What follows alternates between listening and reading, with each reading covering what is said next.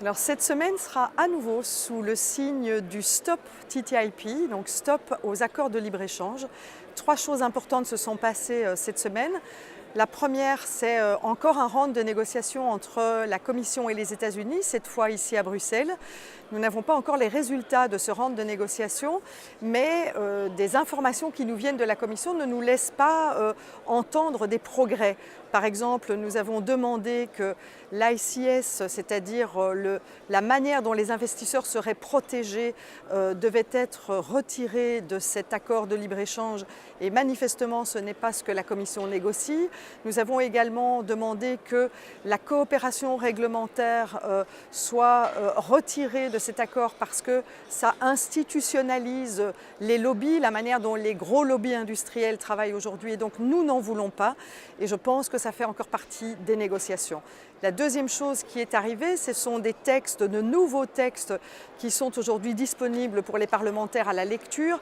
Un texte important, ce qui concerne l'agriculture, la négociation sur l'agriculture. Et là encore, les demandes américaines sont des demandes qui ne peuvent pas être entendues, en tout cas par l'Europe.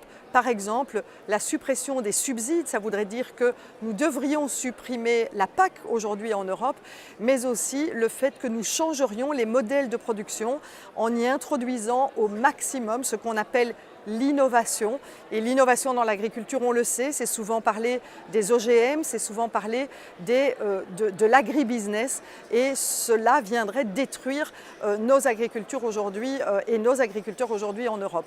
Enfin, un troisième événement, nous avons rencontré l'association des consommateurs américains qui nous disent qu'à la lecture de l'accord qu'ils viennent de signer avec le Trans-Pacifique, eh bien, tout ce qu'il y a dans cet accord viendrait attaquer fortement la protection des consommateurs si nous l'appliquions au niveau du traité transatlantique.